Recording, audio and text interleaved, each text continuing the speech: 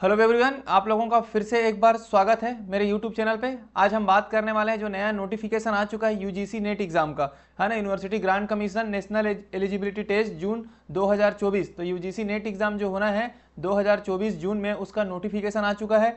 इस video lecture में हम पूरा डिटेल में देखेंगे एग्जाम फॉर्म फिलअप कब करना है, डेट कब से कब तक का है, एग्जाम डेट कब है, एग्जाम कब हो सकता है, इन सब चीज़ों को इस वीडियो लेक्चर में हम डिटेल में डिस्कशन करने वाले हैं। ये मैं ऑफिशियली इसको इन्फॉर्मेशन ब्राउज़र को लिया हूँ। मैं कहाँ से? ये ऑफिशियली वेबसाइट से, है ना, किससे? एनटीए की वेबसाइट से। और मैं बता दूँ, इस वीडियो लेक्चर में हम ये भी देखेंगे कि अभी जो यूजीसी नेट एग्जाम जो होना है जून 2024 में, उसमें एक नया अपडेट भी करके आया है। जैसे कि अब जो रिजल्ट जो जारी किया जाता था पहले, वो दो कैटेगरी में रिजल्ट जारी किया जाता था। एक तो पहला आपका जेआरएफ आपको मिलता था, जेआरएफ जूनियर रिसर्च फेलोशिप के लिए, और दूसरा कैटेगरी था एलएस के लिए, है ना, लेक्चरशिप के लिए। बट अब थर्ड कैटेगरी भी इंक्लूड कर दिया गया है इस जून 2024 से, जिसमें पीएचडी एंट्रेंस एग्जाम के लिए आपका यूज होने वाला है यूजीसी नेट एग्जाम। जैसा कि हम लोगों ने अपने प्रीवियस नोटिफिकेशन वाले वीडियो लेक्चर में भी बात किया था कि यूजीसी नेट एग्जाम आप कंडक्ट कराएगा, है ना, थर्ड कैटेगरी के लिए भी, कि आपको जो एग्जाम में जब आप देंगे यूजीसी नेट एग्जाम, तो आपको एक थर्ड कैटेगरी का भी एक सर्टिफिकेट आपको मिलने वाला है, जो आपके पीएचडी एंट्रेंस एग्जाम के लिए यूज होगा। तो इस वीडियो ये अब से जो जून 2024 है जो यूजीसी नेट एग्जाम, वो काफ़ी इंपॉर्टेंट हो जाता है। अगर आपको पीएचडी में एडमिशन लेना है तो भी आपको देना ही पड़ेगा नेट एग्जाम, है ना। तो इसको मैंने डिटेल ऑफिशियली नोटिफिकेशन है जो यूजीसी के द्वारा, है ना, जो एनटीए के द्वारा पब्लिश किया गया है, उसके थ्रू हम डिटेल में समझने वाले हैं। एग्जाम डेट को लेकर के हर एक चीज़ को इस वीडियो लेक्चर में हम डिटेल में क्लियर कर लेंगे, एलिजिबिलिटी क्राइटेरिया हर एक चीज़ को। ठीक है, चलिए फिर स्टार्ट करते हैं। यूजीसी नेट जून 2024 के देखते हैं हम लोग, है ना। तो सबसे पहले देखिए इसमें ये वाला पॉइंट है इंपॉर्टेंट कि ऑनलाइन रजिस्ट्रेशन कब से कब स्टार्ट हो रहा है, एग्जाम फॉर्म कब फिलअप कर रहे हैं, सब चीज़ों को देखते हैं। तो 20 अप्रैल है आपका एग्जाम फॉर्म फिलअप स्टार्ट हो जाएगा। 20 अप्रैल 2024 से 10 मई 2024 तक आपका एग्जाम फॉर्म फिलअप होगा। 20 अप्रैल से लेकर के 10 मई तक आपको एग्जाम फॉर्म फिलअप कर रहे हैं 2024 तक। ठीक है, उसके बाद एग्जाम फॉर्म ये फिलअप करने का टाइम है, और पेमेंट अगर नहीं भी हुआ है, देखो आप एग्जाम फॉर्म फिलअप करेंगे 20 अप्रैल से लेकर 10 मई तक, है ना, तो उसके बीच पेमेंट भी कर सकते हैं। अगर पेमेंट आपका नहीं हुआ है तो आपको 11 और 12 मई का और टाइम रहेगा, मतलब मैक्सिमम 12 मई तक आपका पेमेंट हो जाना चाहिए, फीस का पेमेंट हो जाना चाहिए। ठीक है, अब देख लेते हैं, है ना, पेमेंट कैसे करेंगे हम। Payment debit card, credit card, UPI, हर एक मोड में हम पेमेंट कर सकते हैं। फीस को देख लेते हैं। जनरल के लिए 1150 रुपये है, जिसमें, है ना, जनरल कैटेगरी के लिए, अनरिजर्व कैटेगरी के लिए, और एक है ईडब्ल्यूएस इकोनॉमिक वीकर सेक्शन, और ओबीसी नॉन क्रीमी लेयर वालों के लिए कितना है, 650 रुपये है फीस। और एसटी, एससी और पर्सन विथ डिसेबिलिटी के लिए है 325 325 रुपये। तो ये आपको फी पेमेंट करना पड़ेगा एग्जाम फॉर्म जब फिलअप करेंगे तो। ठीक है, अब और देख लेते हैं करेक्शन के लिए। अगर मान लो कुछ मिस्टेक होगा तो आपको करेक्शन के लिए टाइम दिया जाएगा 13 मई से 15 मई। तो 13, 14 और 15, तो 3 दिन आपको अगर कुछ मिस्टेक हो जाता है फॉर्म में तो आप करेक्शन उस फॉर्म को कर सकते हैं। तो इस डेट को याद रखेंगे, 20 अप्रैल से लेकर के 10 मई तक आपको एग्जाम फॉर्म फिलअप करना है। उसके बाद 11 और 12 मई को आप पेमेंट, फाइनल पेमेंट करना पड़ेगा। तो 20 अप्रैल से लेकर के 10 मई का डेट याद रखें, इसी बीच में आप एग्जाम फॉर्म फिलअप कर दें, ये हो गया। ठीक है, अभी एग्जाम सिटी का सेंटर भी देख लेंगे, है ना, वो जैसे आपके एडमिट कार्ड में सब दिखेगा। एग्जाम कब होगा, देखिए डेट ऑफ एग्जाम 16 जून 2024, है ना, डेट ऑफ एग्जाम बता दिया गया है 16 जून 2024 में एग्जाम आपका हो जाएगा। ठीक है, जैसे हमें पता है 3 घंटे का एग्जाम होता है, पेपर 1 और पेपर 2 दो पेपर्स होते हैं, है ना। ये सब चीज़ें यहाँ पर आप देख सकते हैं डिटेल में। टाइमिंग को भी बाद में बताएंगे किस टाइम पे आपको एग्जाम देना है, वो आपके एडमिट कार्ड में दिखेगा। अब हम थोड़ा देख लेते हैं डिटेल में इसका जो एलिजिबिलिटी क्राइटेरिया वो हमारे लिए इंपॉर्टेंट हो जाता है, क्योंकि, है ना, वो जो चेंजेस हुआ है। तो जैसा कि हम लोग जानते हैं, देखिए यहाँ पर लिखा है यूनिवर्सिटी ग्रांट कमीशन, है ना, national eligibility test UGC NET के बारे में, नेशनल एलिजिबिलिटी, इसमें जो क्राइटेरिया दिया है कि रिजल्ट का क्राइटेरिया दिया है। तो जैसे कि देखिए 3 कैटेगरी में रिजल्ट रिलीज होगा। पहला कैटेगरी 1 में ओनली जीआरएफ अवार्ड आपको मिलेगा। जो जीआरएफ रहेगा वो यस है, असिस्टेंट प्रोफेसर के लिए एलिजिबल रहेंगे और पीएचडी के लिए भी एलिजिबल रहेंगे। तो जिनको भी अवार्ड होता है जीआरएफ का, है ना, वो तीनों के लिए एलिजिबल है। पीएचडी भी कर सकते हैं, जीआरएफ है मतलब फेलोशिप भी मिलेगा, और असिस्टेंट प्रोफेसर के लिए भी एलिजिबल हो जाते हैं। कैटेगरी 2 में है जो लेक्चरशिप के लिए काम आएगा और एडमिशन आप पीएचडी के लिए। जीआरएफ जिसका नहीं रहेगा, जिसको लेक्चरशिप हम बोलते हैं ना, तो दूसरा कैटेगरी में लेक्चरशिप होगा, उनको जीआरएफ मतलब फेलोशिप नहीं मिलेगा, लेकिन उनको असिस्टेंट प्रोफेसर के लिए एलिजिबल हैं और पीएचडी करने के लिए भी एलिजिबल है। ये थर्ड कैटेगरी, ये नया इंक्लूड किया गया है जून 2024, मतलब इस वाले नेट एग्जाम में, जो एडमिशन टू ओनली पीएचडी के लिए काम आने वाला है। तो यहाँ पे जेआरएफ भी नहीं मिलेगा, असिस्टेंट प्रोफेसर के लिए भी एलिजिबल नहीं है आपको पीएचडी एडमिशन में इंट्रेंस एग्जाम देना नहीं पड़ेगा, इसके थ्रू आप कोई भी यूनिवर्सिटी कॉलेजेस में आप एडमिशन ले सकेंगे अगर वो यूनिवर्सिटी कॉलेज इसको अलाउ करता है तो, ठीक है। तो इसके लिए भी प्रोसीजर है ना, कैसे इसको देखिए, अब यहाँ पर साफ साफ लिख दिया है। अब जीआरएफ है तो आपको पता ही होगा, जीआरएफ के थ्रू तो आप एडमिशन ले सकते हैं ना।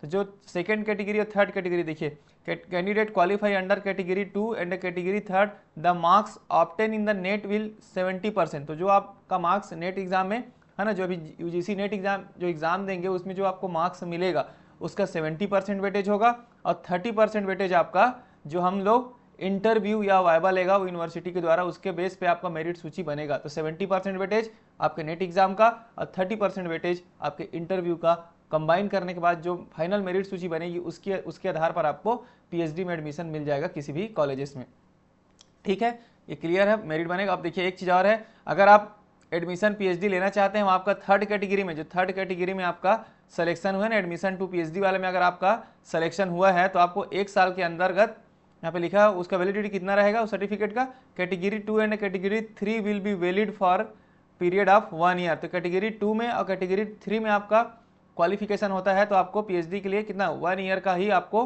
क्या देखने को मिलेगा, वैलिडिटी मिलेगा, period of 1 year from the date of declaration of the result of UGC NET. मतलब अब आप नेट क्वालिफाइड होते हैं लेक्चरशिप के लिए भी, और अगर आपको पीएचडी के लिए भी क्वालिफाइड होते हैं, मतलब कैटेगरी 2 और कैटेगरी 3 के लिए, तो आपको 1 ईयर का ही वैलिड पीरियड मिलेगा, मतलब 1 ईयर तक वैलिड रहेगा वो सर्टिफिकेट। उसके बाद आपको फिर से नेट एग्जाम क्वालिफाई करना पड़ेगा या फिर एडमिशन टू थर्ड कैटेगरी में भी क्वालिफाइड करना पड़ेगा। क्लियर है। अब सिंपल सी बात ये समझ लीजिए कि अगर आप जेआरएफ हो जाता है आपका तो आपको वैलिडिटी है, लेकिन आपका नेट और साफ साफ लिख दिया ना, category 2 and category 3 will be valid for a period of 1 year. तो आपका नेट क्वालिफाइड जो होता है लेक्चरशिप का, वो भी अब 1 साल का वैलिड हो जाएगा, 1 साल के लिए ही वैलिड रहेगा वो सर्टिफिकेट। और थर्ड कैटेगरी, तो कैटेगरी 2 और कैटेगरी 3 दोनों के दोनों अब आपका 1 साल का वैलिड रहेगा दोनों का, ठीक है। ये इंपॉर्टेंट हो जाता है। अब देखिए आपका नेट का जो स्कोर मिलेगा उसमें परसेंटाइल विथ मार्क्स, तो आपको परसेंटाइल भी दिखेगा आपके रिजल्ट में और मार्क्स भी देखने को आपको मिलने वाला है, ठीक है।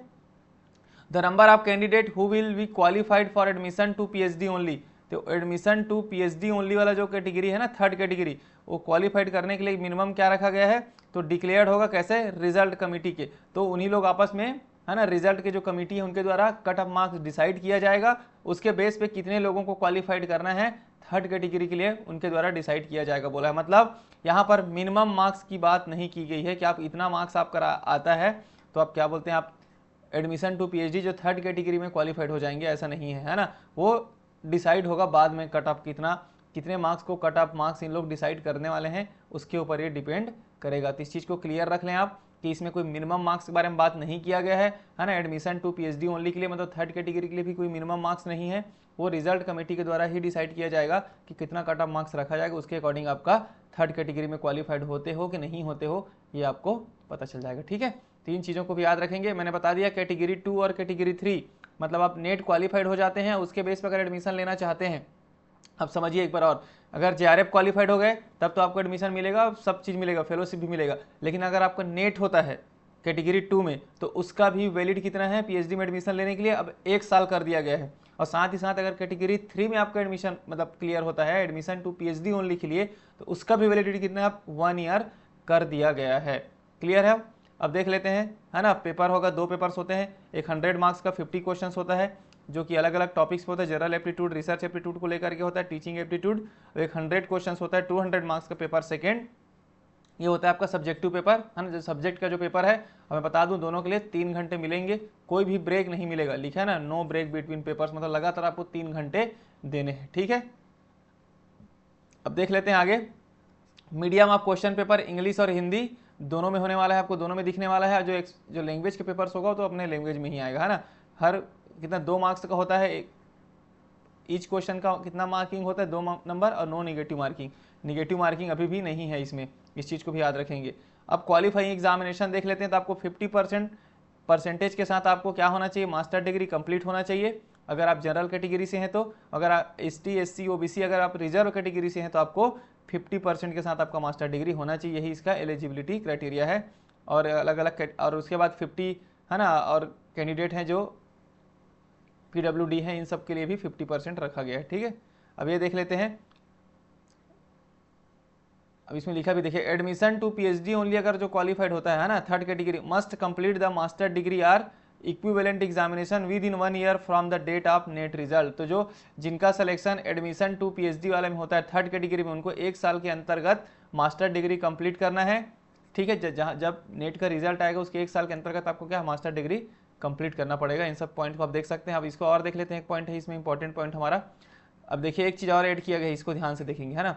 The candidate who are pursuing 4 year या फिर 8 सेमेस्टर, मतलब जो भी कैंडिडेट जो होता है ना डिग्री करते हैं, 4 ईयर्स का डिग्री करते हैं, जो 8 सेमेस्टर में बैचलर डिग्री होता है ना, वो भी अब एलिजिबल हो गए हैं नेट एग्ज़ाम देने के लिए। ये नया चीज़ है, पहले नहीं था, पहले पीजी वाले ही करते थे। अब क्या बैचलर डिग्री जो हम करते हैं, जो 4 ईयर का होता है बैचलर डिग्री, ठीक है, या फिर 8 सेमेस्टर का हम लोग डिग्री होता है, वो भी अब एलिजिबल हो गए हैं नेट एग्ज़ाम देने के लिए। उनको भी 3 कैटेगरी में रिजल्ट सर्टिफिकेट रिलीज हो जाएगा।